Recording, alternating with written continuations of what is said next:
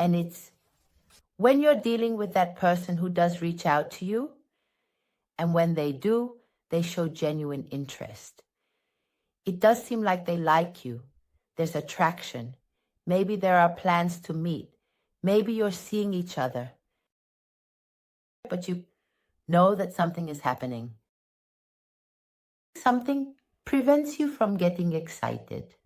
Something makes you restless and uneasy. You know that this person, even if you don't really want to see it, a part of you says, this person is not getting emotionally involved like I am. And you don't quite understand what's happening. You don't understand why. You know that they are reciprocating, and you probably try to hide what's happening to you. You try to mirror their level of interest a bit. That is to say, okay, this person does give to me, but I don't want to overdo it. I don't want to unbalance this. So I'm going to try to give as much as they give. Often I will wait. But what this leads to in practice is that in the end, this is governed by when it suits this person. That is to say, yes, in theory, if we analyze it, one gives and the other gives. It's not that you are giving 100 and this person is merely giving 20. No. Maybe you are both giving 40, 60. But the question is, why are you only giving that? Because you are controlling yourself. And in the end, without realizing it, you have adapted. That is to say, do you meet when it suits this person in their time slot? Do you talk more when this person feels like talking more? That is to say, it's that person who makes and unmakes. And you? You're a bit nervous and you play a bit of a role to cover all this up, right? So it doesn't seem like it is. So it seems like you are both getting to know each other. But deep down, you know that one doesn't need that much time to get excited about love. Let's be honest, that is to say, when things truly flow, they flow quickly. Another thing is that due to our circumstances and because we want to take it cautiously, we might slow it down a bit. Or as I say, these life circumstances don't allow us to fully commit to the cause. But when it flows, it flows. And especially when there is exclusivity. That is, a person is focusing on getting to know us because we motivate them a lot. It's noticeable. What often happens in these situations that I just described? One of the most common things, and which we don't like to consider at all, but that's precisely why I think today I want to focus on it so that you can see it as a very possible option, is that we are not the only option for this person. And unfortunately, even though we are not the only option, we are not their preferred choice. We are not their favorite option. That is to say, maybe this is a person who today, either because they don't want to have a partner directly, keeps things more casual. Being the one who controls the level of intensity. And if this is the case, you will often notice it because they know how to cool things down and heat them up. In other words, everything goes well as long as you accept that things go at their pace, as long as you accept to go with the flow when they want to and don't make demands. And don't ask or hint that you only see each other when they want to. Or get upset if one day you try to talk and this person isn't very communicative. Or you want to meet on a specific day and this person doesn't want to. As long as you don't make demands, everything goes well.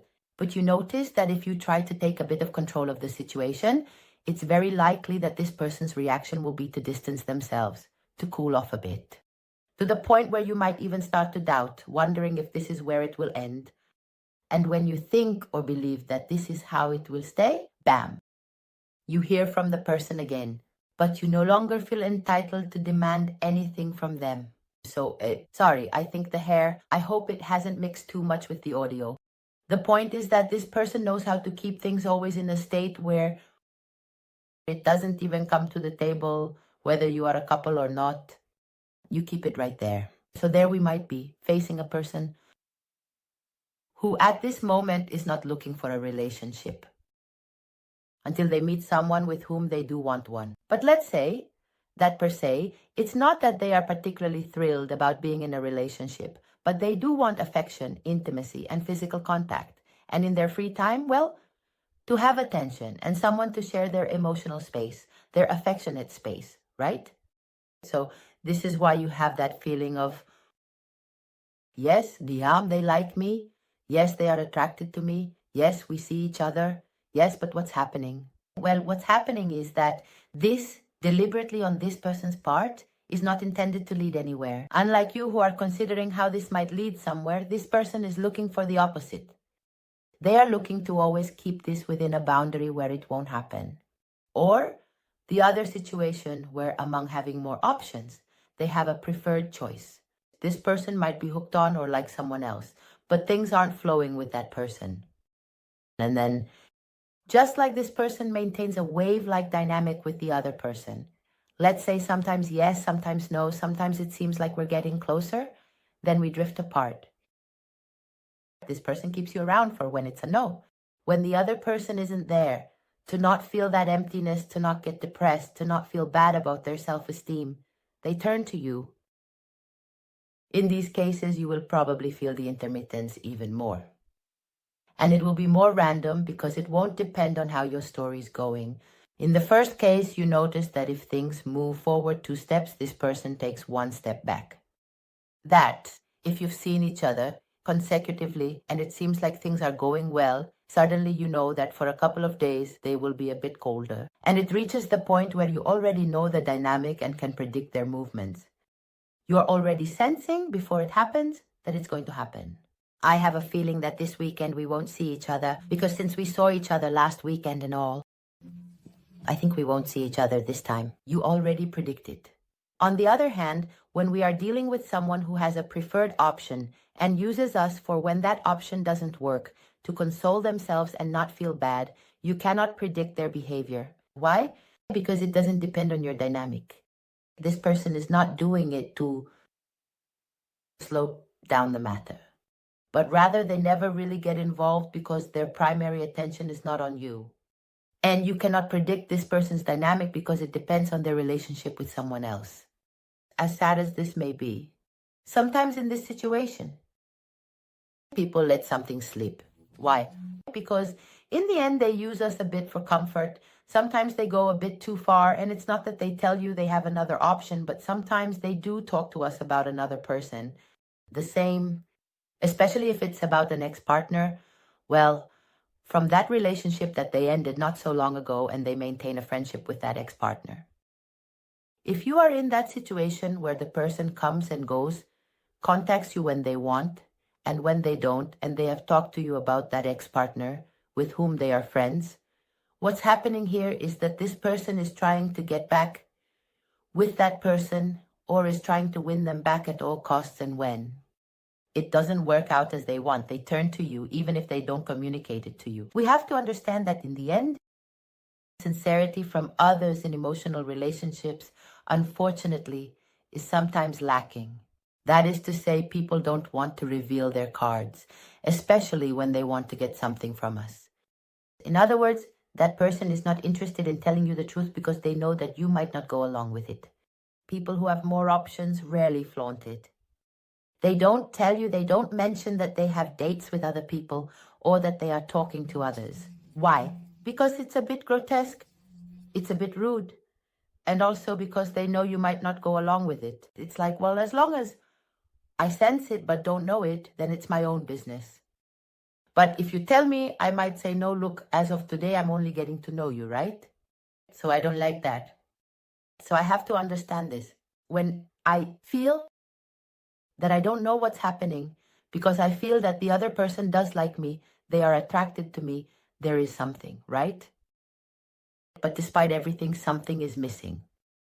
Well, it's very simple. If it's not lacking on your part, if it's not failing because of your willingness, if you would indeed want it, it's that person. And it's not, how to say it, your imagination. And it's not that you're an insecure person. And it's not that you don't know how to handle it. And it's not that you need to try harder. It's that this person is deliberately not motivating themselves with the situation and is not seeking, as I say, for this to lead to something, right? So here it's very important how I have to act here. Well, first of all, by being aware of what my circumstance is. That is to say, it's very tough, isn't it? But I have to accept, okay, as of today, I am not this person's partner. And it would be a grave mistake for me to start treating this person as my partner with everything that implies. That is to say, physical fidelity, emotional, mental, because starting to act like that will lead me directly to compete to try to achieve. That is to say, I'm close. I notice that this person does like me, is attracted to me, we do see each other and so on. And then you start playing like at the slot machines. That is to say, the day you feel you can get closer to the person, maybe you have a more vulnerable conversation or this person is more affectionate, more affected that day. Well, you feel like you've done well, that you've achieved it, that you're achieving it.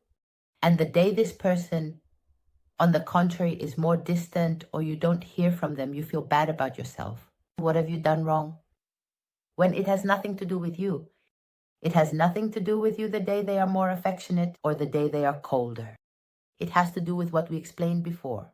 But you're going to start seeing this as an addictive game. A game where you have to do well to reach the goal, right? And when you do it wrong, well, you feel horrible about yourself and your self-esteem drops. That's why emotionally unavailable people obsess us so much.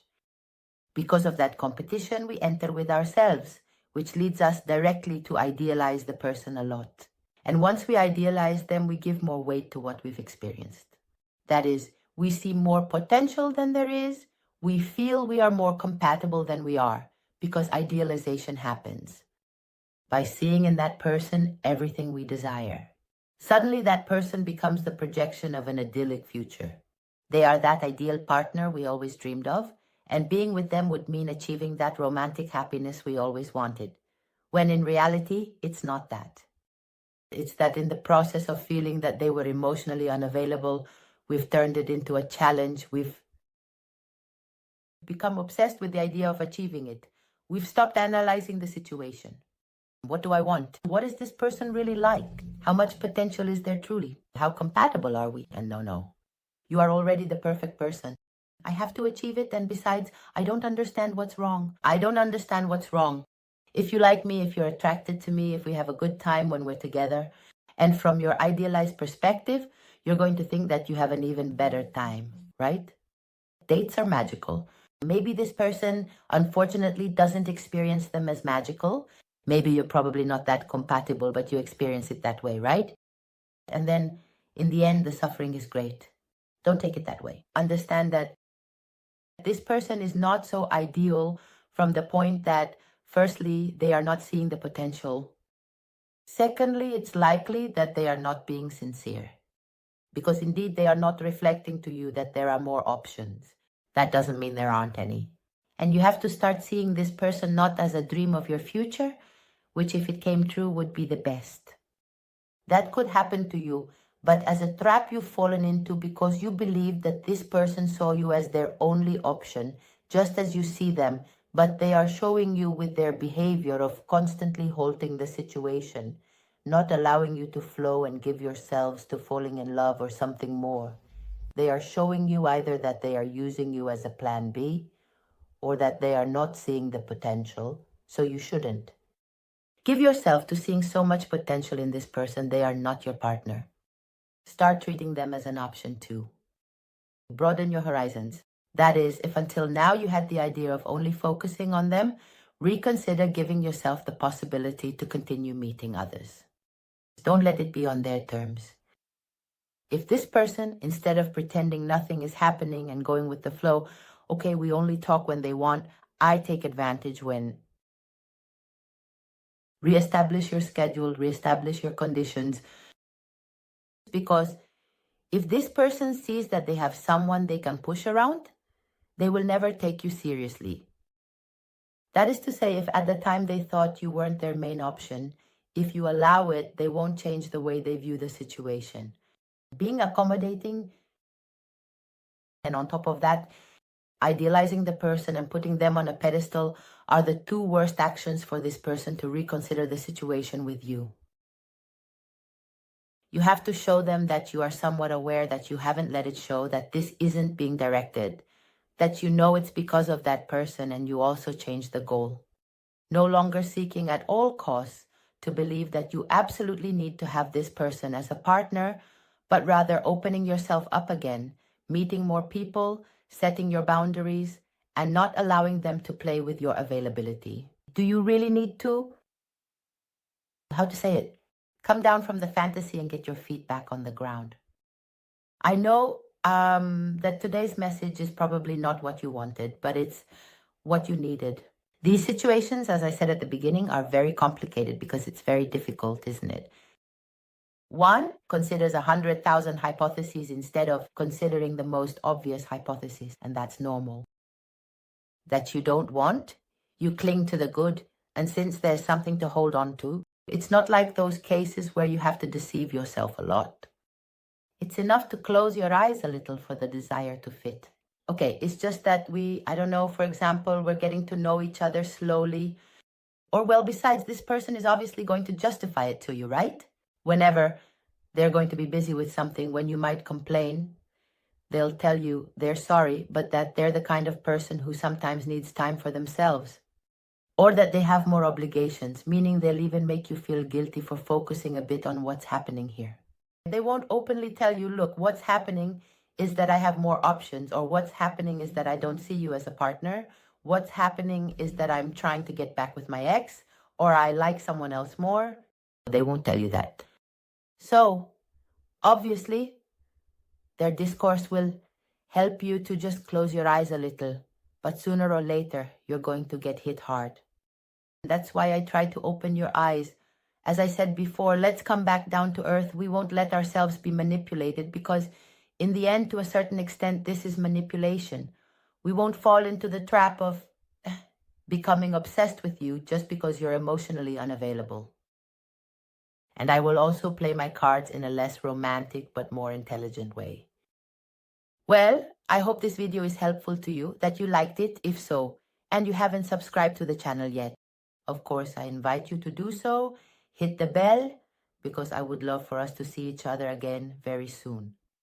And until then, as always, I send you a big kiss.